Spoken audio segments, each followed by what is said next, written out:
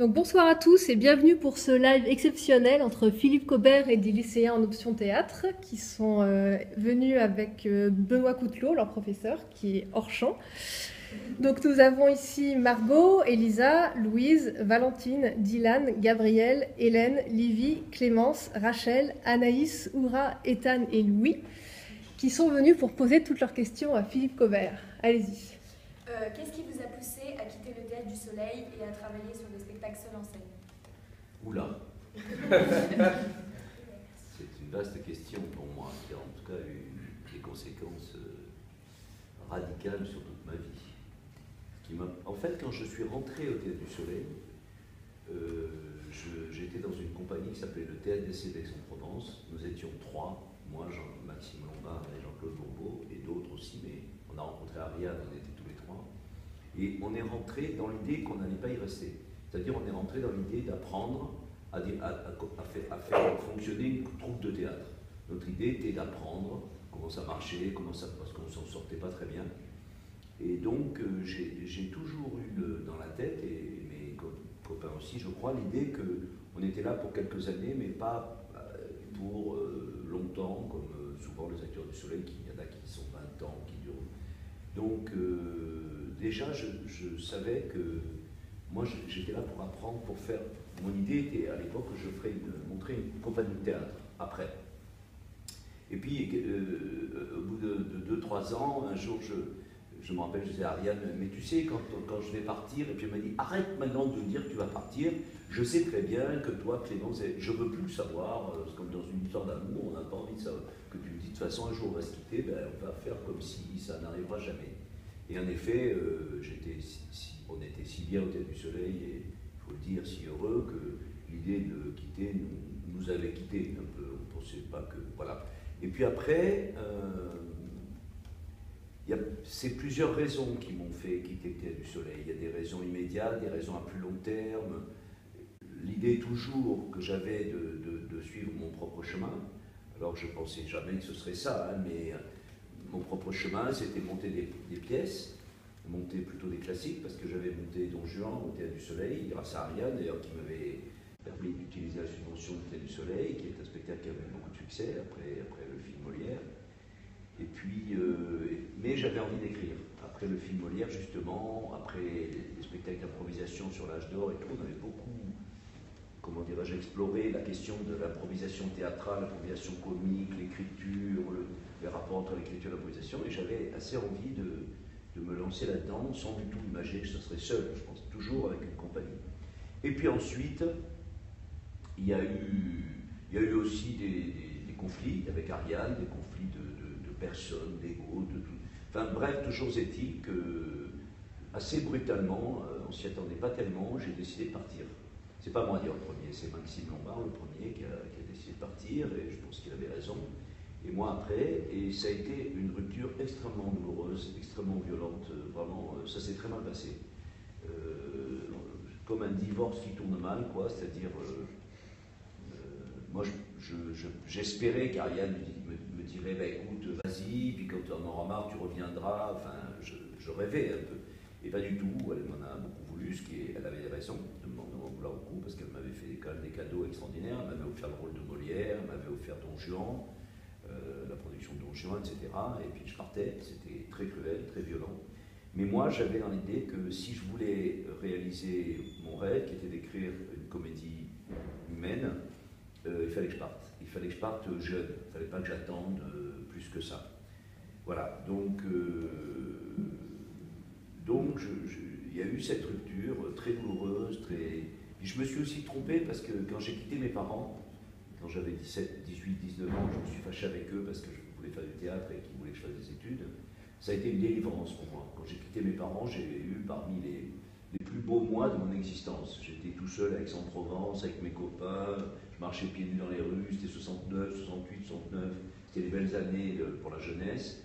On n'avait pas d'argent, mais on mangeait des frites que les gens finissaient pas dans les restaurants. Enfin bon, c'était la belle vie, c'était vraiment merveilleux.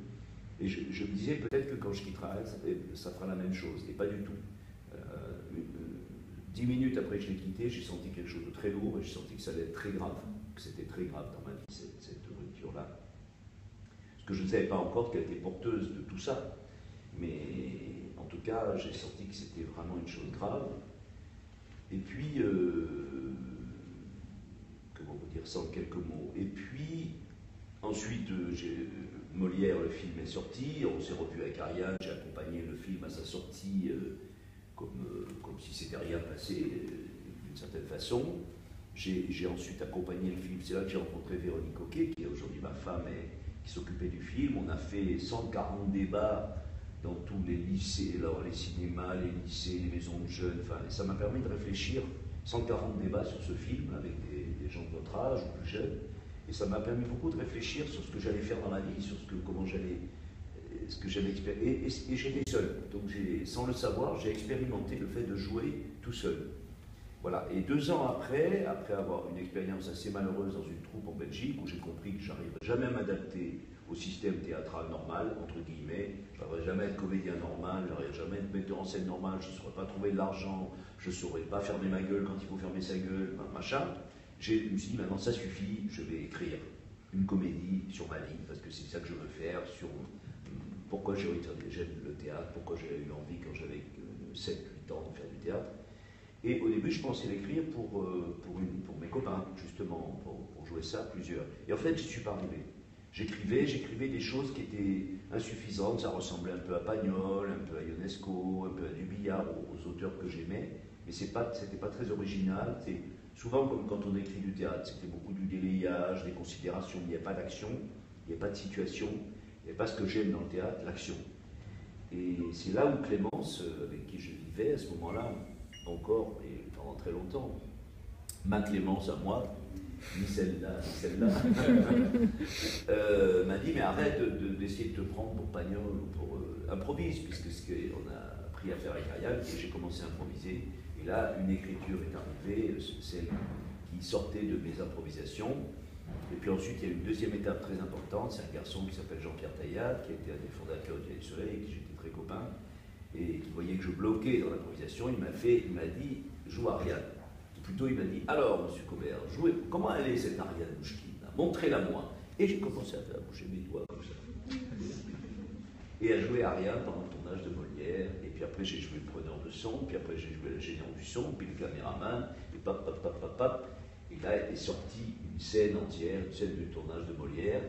Et puis ensuite, le lendemain, j'ai joué une scène d'improvisation d'Ariane pendant l'âge d'or.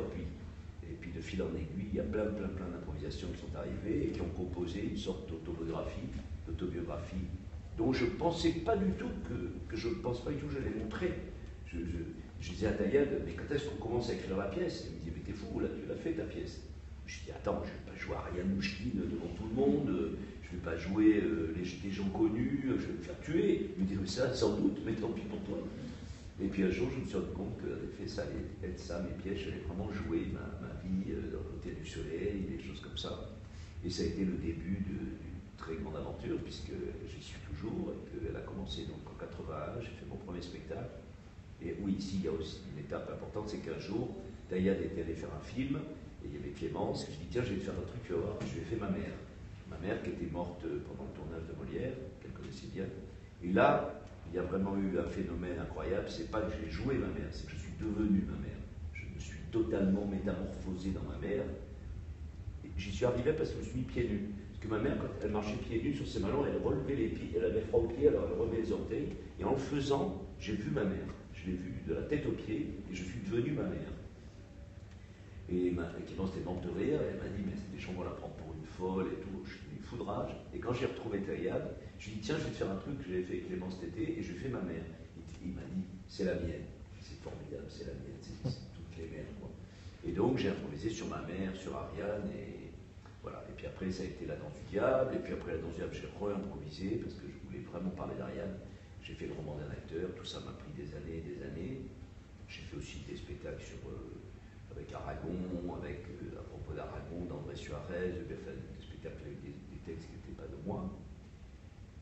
Et j'ai parfois eu des projets de monter des pièces avec d'autres acteurs. Ces projets ont toujours échoué, souvent pour des raisons d'argent, parce que je ne savais toujours pas trouver l'argent, mais aussi parce que chaque fois j'étais devant le choix, est-ce que je monte Roméo et Juliette, ou est-ce que je monte La Locandière, ou est-ce que je fais tel épisode du roman d'un acteur, et cet épisode du roman d'un acteur, il n'y avait que moi qui pouvais le faire, personne d'autre. Alors que la Locardiera, il y avait beaucoup de gens qui étaient susceptibles de le monter, même si je pouvais penser, oui, mais moi je le monterais mieux, ou autrement. Voilà. Alors j'espère qu'avant de mourir, il y aura quand même un moment où je pourrais montrer comment je monterais mieux une pièce que les autres. Je rigole, hein, mais enfin, bref. En tout cas, comment je la montrerai à ma façon. Mais pour l'instant, le travail d'écriture a été vraiment extrêmement jalon. Et je dis souvent, en plaisantant, que dans la vie amoureuse, je ne suis pas du tout fidèle, mais dans la vie professionnelle, je le suis énormément. C'est-à-dire, j'ai été d'une fidélité à ce travail absolue. Voilà. D'ailleurs, je ne suis pas fidèle à la vie amoureuse, mais je suis très fidèle sentimentalement. Mais pour le reste, non, je ne suis pas fidèle. Je le reconnais. Je suis resté fidèle à mes idéaux de 68, c'est-à-dire à la liberté. Merci. Et donc, vous partez d'éléments biographiques et de personnes réelles pour écrire vos spectacles. Comment vous faites la part des choses entre l'intime et le public? Oui. Et surtout, est-ce que vous avez censuré certains aspects ou même romancé d'autres? Ou même romancer d'autres. D'accord. C'est intéressant vos questions. Parce que c'est vraiment les questions.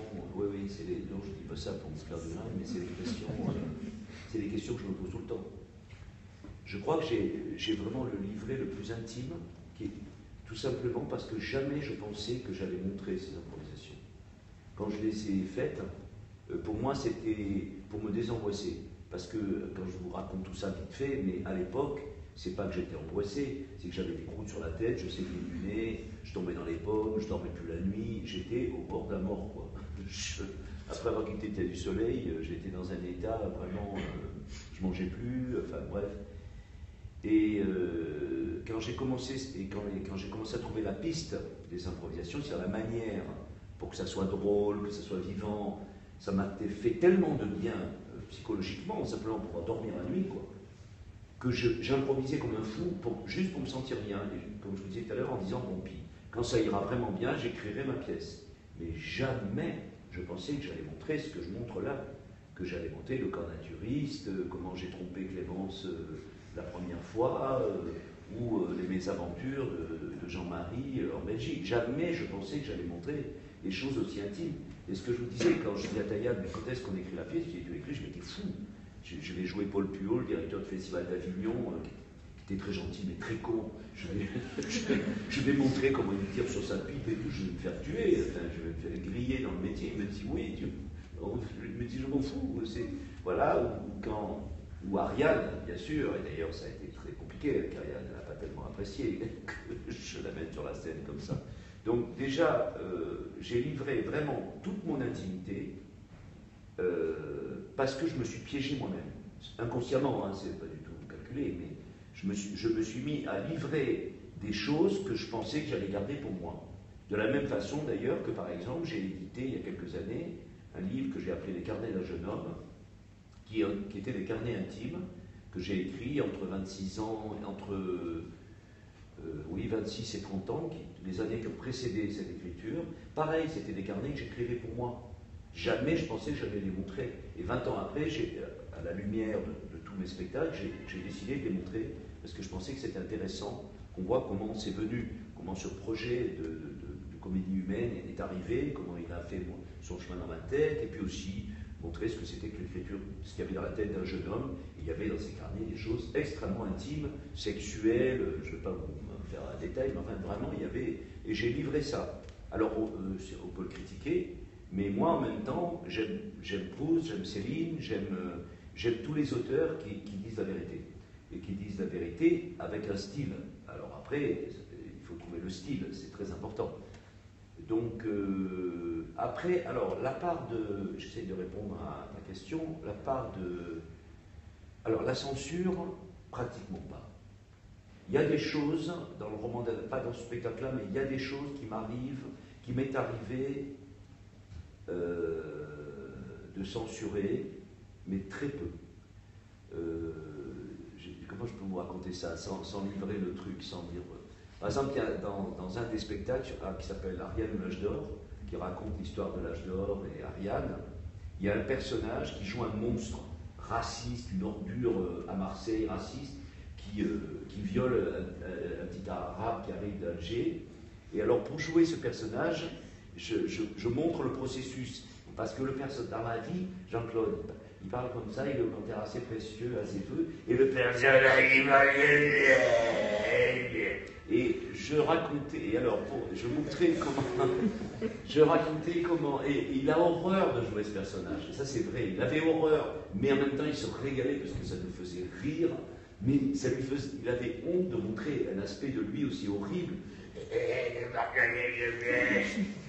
Et alors, je montrais dans l'improvisation, alors il disait, en fait, sa femme qui l'insultait, qui le traitait de nul, de minable, parce qu'il n'avait pas les couilles d'affronter Ariane. Alors il dit, minable, pauvre. Voilà, vous voyez, des trucs comme ça. Et là, je me suis dit, quand même, la pauvre, j'ai pas envie de lui. Voilà. Alors, c'est des petits trucs comme ça, où il y a aussi des conneries, des frasques qui se faisaient autour de la cartoucherie, autour du bois, dans le bois de Vincennes à l'époque où la prostitution était partout. Alors il y avait des frasques avec, bon ça j'ai un peu, disons, j'ai pas trop tout montré pour pas faire un arrêt cardiaque à Ariane. Voilà. Mais j'ai vraiment très peu, à partir du moment où les choses avaient un sens dans l'action, dans le développement dramatique, avaient un double sens, c'est-à-dire celui de l'anecdote, mais aussi celui de l'ensemble, je les ai gardés, et je pense que ce qui fait la valeur de ces pièces, en tout cas une des choses qui en font la valeur, c'est justement l'intimité, la vérité, mais jouée d'une façon comique, burlesque. C'est pour ça que quand tu me demandes comment je l'ai interprété ou comment je l'ai romancé, je pense que ce qui est romancé, c'est que c'est drôle. C'est que si c'est pas drôle, ça m'intéresse pas. Ou alors, il faut que ce soit tragique. Ça peut être carrément comme quand je lis Proust ou quand dans l'histoire, là, quand Ferdinand lit Proust, ce qui est vrai, je lisais Proust au camp naturiste parce que tellement j'en avais marre de ce truc. Donc ça c'est autre chose. Ou quand dans Ariane de l'âge d'or, à la fin, il y a la musique de Chaplin, ou il y a la mort d'Abdallah, il y a des moments de drame, de tragédie. Mais sinon, la transposition, ce qu'il y a de romanesque, ce qu'il y a de faux, disons, c'est que c'est toujours drôle. Dans la vie, c'est pas drôle du tout, et c'est souvent même des choses horribles que je raconte, enfin horribles, je raconte pas la guerre, hein, mais des choses tristes, des choses douloureuses, mais qui sont sauvées par le rire et par la comédie. Et ça, c'est quand même, d'abord, je l'avais appris sur l'âge d'or, le grand spectacle que j'ai fait avec Ariane, et puis c'est quand même, c'est Molière, c'est l'école de Molière. Je ne sais pas si j'ai répondu à toute la question. On avait une question aussi. On se demandait si les deux figures maternelles de Claudine et Ariane ont des points communs. Alors, encore une question intéressante, c'est que c'est vrai que ces deux figures, pour moi, dans mon histoire, dans l'histoire en tout cas de la danse du diable et puis de l'homme qui danse, puisque dans la danse du diable il n'y avait pas Ariane, elle est arrivée dans l'homme qui danse, je n'avais pas osé la faire à l'époque. D'ailleurs à l'époque j'ai oublié de vous le dire, mais ça a été la censure, la danse du diable, j'ai pas osé faire Ariane. Ça me rendait malade, j'étais mort de peur. Et j'ai rencontré un régisseur fou qui a remplacé Ariane parce que je n'osais pas la faire. Et c'est elle qui, après la danse du diable, m'a dit oui, t'as pas eu les couilles de jouer. Et là, j'ai dit d'accord, tu vas y avoir droit. Mais pour moi, ces deux femmes, toutes les deux des femmes très fortes, de caractère très fort, mais ces deux époques de la femme. Ma mère, c'est l'époque où la femme est vaincue. Elle est vaincue par son milieu social, elle est vaincue par sa condition de mère de famille, de femme au foyer, de bourgeoise. Et en plus, mon grand-père, son père n'était pas tellement bourgeois, mais c'est de femme obligée de rester à la maison, s'occuper de ses enfants, alors que ma mère, elle aurait aimé être prof. Ma mère, elle aurait été une prof extraordinaire, elle était très cérébrale, elle aimait la littérature, elle aimait la peinture, elle aurait dû vraiment travailler. Et ses parents l'ont empêché de travailler, et son mari, mon père, parce que dans la bourgeoisie, la femme doit rester à la maison, etc. Elle devait être femme à la maison, et je pense qu'elle en a été très très malheureuse. Ariane, c'est une autre époque, c'est une femme guerrière, c'est une femme conquérante, c'est une femme qui a gagné. Donc c'est ça, je tenais à ce qu'on ait les deux époques. Alors c'est peut-être, Ariane, c'était comment on appelle ça, pionnière, parce que encore l'histoire des femmes, on le sait bien en ce moment, on est loin d'être gagné, mais en tout cas Ariane fait partie des pionnières, des femmes qui ont franchi le mur de Berlin de la condition féminine et qui ont conquise le pouvoir, quoi. Donc ça, pour moi, c'est très important. Mais je dois dire aussi que pour moi, la figure d'Ariane c'est pas tout à fait une figure maternelle, parce que ma mère était trop forte. Ma mère, c'est vraiment ma mère. Personne ne pouvait prendre place de ma mère. J'ai pas été frustré de mère. À la limite, je la trouve plus dans, je sais pas, Véronique, ma femme, c'est un peu ma mère. Je suis tout le temps qu'elle est comme ma mère. Elle me donne des médicaments, des trucs, je reproduis des trucs que j'avais, des disputes que j'avais avec ma mère. Ariane était une sorte de père, parce qu'Ariane, c'est un maître pour moi. Ça a vraiment été un maître. C'est une sorte de père, mais femme. Je ne sais pas si on peut imaginer ça, mais pour moi, c'est comme un père. Le père que peut-être qui a manqué un peu, qui m'a manqué, mais féminin. Parce que c'est vraiment une femme, Ariane, il n'y a aucun doute, elle est extrêmement féminine, mais elle a une telle force virile en elle que c'était un père un peu pour moi. Alors tout à l'heure, vous avez abordé la question de l'interprétation d'autres auteurs. Du coup, sachant que vos textes sont édités, on se posait la question de savoir comment est-ce que vous imagineriez que d'autres personnes interprètent vos textes et s'ils seront adaptés au cinéma, comment est-ce que vous pourrez interpréter ça, c'est bien, encore une question intéressante. Ben oui, bien sûr, c'est la question de la maternité. J'ai vu mes textes joués par des jeunes acteurs, en général des jeunes troupes ou dans des écoles. Clémence, à une époque, faisait des stages, elle m'avait fait venir, elle faisait faire des lectures à ses stagiaires, et c'est formidable, c'est très drôle. Les textes du roman d'un acteur, en tout cas, moi j'ai la conviction intime que mes pièces seront jouées. Que quand je serai mort, mes pièces seront jouées, et que, alors c'est une conviction peut-être un peu mégalomaniaque, mais de toute façon on me reproche depuis toujours d'être mégalomane, enfin moi maintenant d'ailleurs. J'ai fini par prouver quand même que j'avais raison, mais on l'a beaucoup reproché. Donc je suis convaincu que mes pièces seront jouées. Alors, pas par un acteur seul ou une actrice seule. Je dirais que d'abord, ça n'aurait pas tellement d'intérêt et qu'ensuite, il n'y arrivera pas. C'est trop dur. Trop dur et que je ne pense pas que ce soit vraiment très intéressant. Encore que, on ne sait jamais. Mais en tout cas, celle du roman d'un acteur, L'homme qui danse, c'est différent. C'est vraiment un monologue. Mais le roman d'un acteur, je l'ai improvisé comme ça. Au départ, c'est un projet de film, donc ça sera joué par plusieurs acteurs. Je suis sûr que ça sera joué. Et il y a, par exemple, une chose qui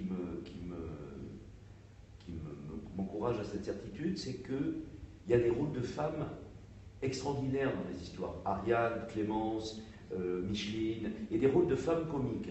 Et ben, dans le théâtre, il n'y en a pas tant que ça, sauf dans le boulevard. Dans le théâtre de boulevard, il y a des rôles de femmes comiques formidables, Folle Amanda, etc. Mais dans la tragédie, dans la comédie classique, même si on regarde la Locandière, une pièce que j'aime beaucoup, les rôles sont hyper comiques, mais la Locandière elle-même, elle n'est pas très comique. Les rôles de femmes ne sont pas très comiques, alors que moi, dans mes pièces, Ariane, par exemple, est le centre de la pièce, elle est profondément burlesque, et ça peut être joué par une fille de 20 ans, de 18 ans, voilà. Donc, et aussi, je peux dire à propos de ce sujet-là que je rêve que mes pièces soient jouées, parce que chaque fois que je les ai vues, moi j'ai dit jusqu'à il y a 11 ans que je n'avais pas d'enfant, depuis 11 ans je ne peux plus dire parce que j'ai une fille, mais en tout cas, j'ai pas eu beaucoup d'enfants, ça n'a pas été du tout ma préoccupation, et quand je voyais des gamines de votre âge, des gamins, pardon pour le terme, mais il est affectueux, jouer Ariane, Clémence, Ferdinand, j'avais l'impression vraiment que c'était mes enfants, et d'avoir fait des enfants, et que cette histoire devenait une légende parce qu'elle a été reprise par d'autres, et que vraiment j'espère de tout mon cœur que... Mais j'aimerais bien voir jouer une de ces pièces, ou ces pièces, par des acteurs un peu plus expérimentés, parce que c'est dur à jouer, et que j'ai toujours vu jouer par des acteurs très maladroits, ou des actrices maladroites. J'aimerais le voir par des acteurs et des actrices un peu plus adroits, pour voir ce que ça ferait. Mais je pense que ça devrait le faire. Et donc, on a une dernière question. Qu'auriez-vous fait comme métier si vous n'aviez pas été comédien ? Alors, le métier que ma mère voulait que je fasse, c'était prof de français. Mon père, lui, il rêvait complètement, il voulait que je fasse du droit, ou que je fasse de la politique, enfin, un rêve d'homme, voilà. Tu devrais faire de la politique, toi, machin. Et moi, alors, qu'est-ce que je peux vous répondre? C'est aussi une question très amusante. Je crois sincèrement, je pense que j'aurais de toute façon aimé faire je ne pourrais pas imaginer faire un autre métier qu'artistique. Mais, alors je vais vous répondre sincèrement, j'aurais aimé être écrivain. C'est vraiment mon fantasme le plus fort. C'est pour ça d'ailleurs que finalement toute ma vie je l'ai consacrée plus à l'écriture qu'à la pratique théâtrale, même si l'écriture est intimement liée à la pratique théâtrale pour moi, mais disons, j'ai plus que privilégié par le biais de l'écriture, c'est-à-dire sans écriture, il n'y a pas eu autre chose. Donc j'aurais aimé être écrivain, écrire des romans. C'est vrai que c'était pas mon rêve, ça l'est devenu. Au fur et à mesure du travail, j'ai de plus en plus envie d'être écrivain, et je ne désespère pas l'être un jour, parce qu'on peut être écrivain vieux, et que je me suis beaucoup exercé. Et puis je vais vous dire un truc qui va vous choquer peut-être, mais quand j'étais jeune, j'aurais aimé être pute. Voilà. Parce que j'aurais aimé être pute, parce que je l'étais un petit peu d'ailleurs. J'étais très joli garçon. Alors je séduisais les garçons, les hommes. J'aurais préféré séduire les femmes, c'était plus mon truc. Mais j'aimais ça. J'aimais plaire. J'aimais le rapport d'argent avec ça. J'y trouvais un plaisir évident. Et je dirais que dans le métier d'acteur, il y a quelque chose de ça qui est inavoué par les acteurs et les actrices. Et vous savez, Sarah Bernard était prostituée. Je dis pute parce que le mot est pute franc. Mais je suis en train de lire un livre sur l'impératrice Théodora, parce que ma fille s'appelle Théodora, et que sa maman est horrifiée quand je lui dis, tu sais que tu as donné